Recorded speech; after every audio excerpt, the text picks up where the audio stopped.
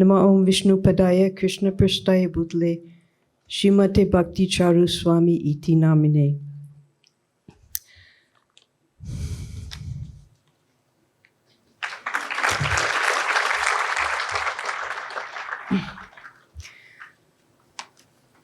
Poetry comes from the heart. For many years, I was trying to put into poetry my heartfelt feelings of Bhakti Charu Swami, because I met him when he first joined in Mayapur. Finally, here in the association of all of you wonderful devotees, this poem manifested. It's called There Is Hope. In 1976, there was cause of distress. Srila Prabhupada manifested signs of duress. Years of endless struggle to establish ISKCON. The toll was inevitable. His strength was now gone.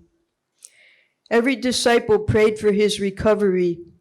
Continuing service for a cure, we sought discovery. How will we survive without Prabhupada to lead? Helpless children, we now saw our Father in need. A gloom upon us all, we sought a way to please Srila Prabhupada with all our words and deeds. In India, a new frontier with temples hardly built, his aim so great, but hardly his dreams fulfilled. Mayapur construction, merely one building manifest, a township of 10,000, planetarium, and the rest. How were we to do it all without commander-in-chief? We saw so little done and wondered in disbelief. As we struggled on every platform, be it money or men, one day I saw an omen of hope, giving faith again. Amongst the refugees and illiterates who had come, a moon amongst them all, neither poor nor dumb. I saw him from a distance, aglow with a smiling face. I stopped in my tracks, amazed by his poise and grace. Who is he? From whence he came to Mayapur? Is he demigod or saint? An instant bhakta for sure. Young, exuberant, clean, and neat. For such a gem to join was certainly a feat. I saw a hope for ISKCON in these fields of rice around. For such a soul had come here, my joy did abound. Here is a person who can fulfill Prabhupada's dream, a wish now come true for all of us, it seemed. It took no time for him to reveal his glorious traits. I thanked Krishna and Prabhupada for this joyful fate. Prabhupada immediately saw his superior qualities and heaped him with service and responsibilities. I watched in awe how one so new arose to be, and asked one day, amazed to see, who is he? Sarvabhavana's wife, Subhangi, knew him from before. Oh, he's my husband's friend. His name is Kishore.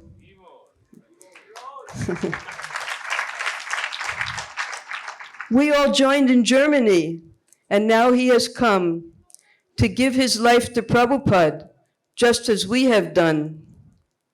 Yes, Krishna does answer prayers when sorely felt. Prabhupada had much still to do and needed help. Not the kind of help that we could give, unqualified. At last, a disciple who can carry on, mollified. Up to the last breath, Prabhupada kept him near. So little time, but so much to learn and hear. Prabhupada Samadhi, dagger in our heart, but he stayed and proved himself from the start. On all fields surpassing, Prabhupada knew his man, and now even in his absence, still he surely can Carry on in Prabhupada's footprints, message true, through his glorious disciples, all of you. I bow my head, though worthless and vile, to all of you disciples at his feet now domicile. Always remember how dear was your Guru to Srila Prabhupada, and always remain true. Follow his ideal example and carry out his plans, and surely you will be blessed as only Guru can. Eternal process, you'll meet again, that is ever true.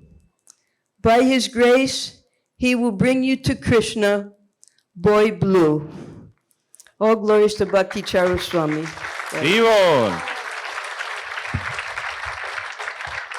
So, for many years, since Bhakti Charu Swami became a guru, and we began celebrating his Vyasa Puja in Vrindavan, he has wonderful devotees in Vrindavan. Some of them have come today.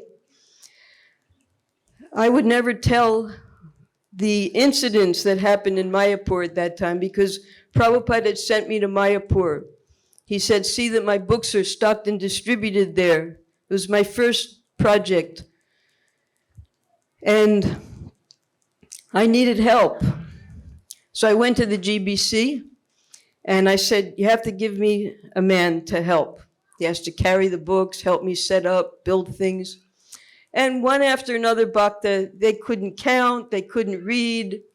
I was getting very frustrated. So I went back to the GBC. I was angry. I said, you have to give me someone with a brain. Then they gave me this new bhakta, Bhakta Kishore. Now, I never wanted to say that in public because, of course, I never said it in public, but the last time Bhakti Charu Swami came to Vrindavan, he gave a seminar, and we were doing his book launch. And as I was extolling him, and he was listening, he said, don't you remember I used to help you with the books? So he mentioned it. So he was the best helper I've ever had, like a genie in a lamp. You just say something, you didn't even have to worry about it.